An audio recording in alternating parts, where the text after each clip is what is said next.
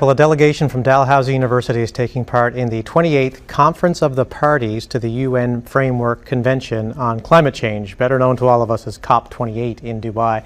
From what I've read, the goal of the delegation is to elevate the role of the ocean in the fight against climate change. Dr. Anya Waite is the CEO and Scientific Director of the Ocean Frontier Institute at Dalhousie University and joins us now from the warm climate of Dubai, United Arab Emirates. Good morning, Dr. Waite. How's the weather in Dubai this morning? Good morning.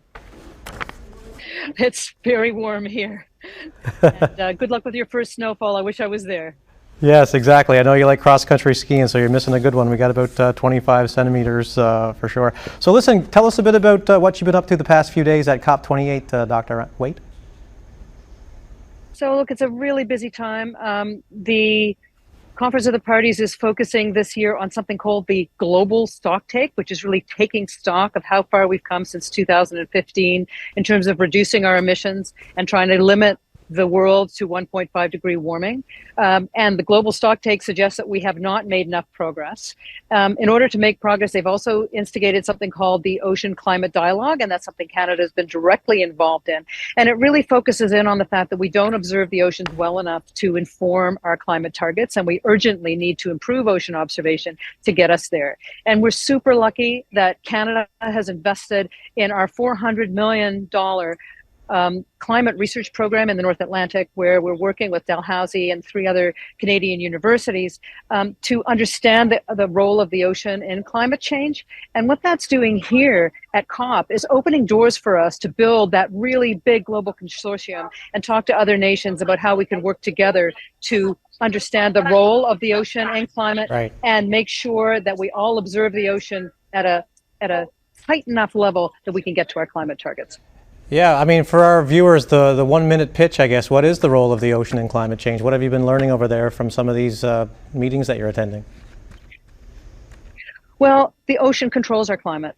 So whatever happens, we need to know what's going on in the ocean, otherwise we can't predict. So I was just on a panel, for example, with the World Meteorological Organization, and while they can measure the accumulation of carbon dioxide in the atmosphere, and they do that globally, in order to predict the trajectory of our climate, we actually need to understand the ocean, because the ocean carries most of the heat and most of the carbon around the world. So that's where we're focusing together on what can we do as a global consortium to move this forward. You're also pushing, and I had you on last year from Egypt, where you're talking about this too, a North Atlantic Carbon Observatory, which would kind of be like an international space station for the ocean. How has efforts gone to kind of get that off the ground? Well, what's excellent about that is we've made a lot of progress in talking to the Global Ocean Observing System, which is really the network of networks that brings together the experts. And those experts are focusing in on how do we design the best possible observation system for the world starting in the North Atlantic. And this is something that we're discussing here, but we're also discussing how do you start from a global perspective? So what other parts of the global ocean are important, the Pacific, the Southern Ocean, and so on.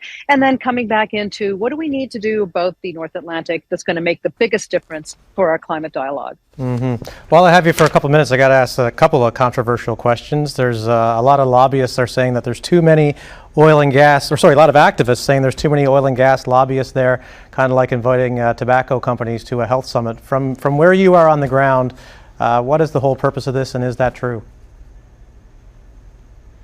I think it's really important to remember that the real work here is behind the scenes in the negotiations where nations, 193 nations, work together to get consensus on the next steps. And let's not have any negative narrative take away from that absolutely difficult work. I mean, can you imagine how difficult it is to bring 3 or 4 nations to consensus, let alone 193. So when you actually get consensus on a way forward, that is huge for the world. And yes, there are places where we have challenges. We need everybody at the table to surmount those challenges, and we need to recognize the huge work of the negotiations behind the scenes, which is really moving forward slowly, but absolutely steadily.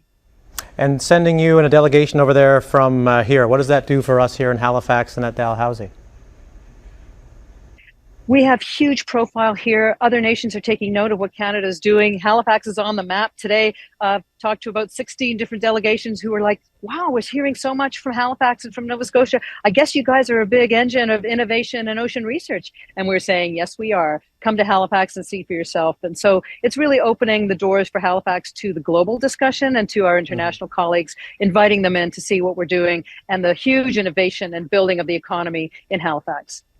Certainly sounds exciting. How can people find out more information about what you're up to over there and the Ocean Frontier Institute?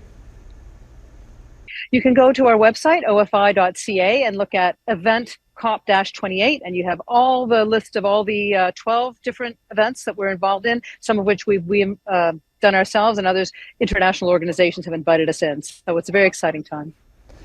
All right, thanks so much for the time this morning, Dr. Waite, and have safe travels back here home, and hopefully the snow is still sticking around so you can get some cross-country skiing in.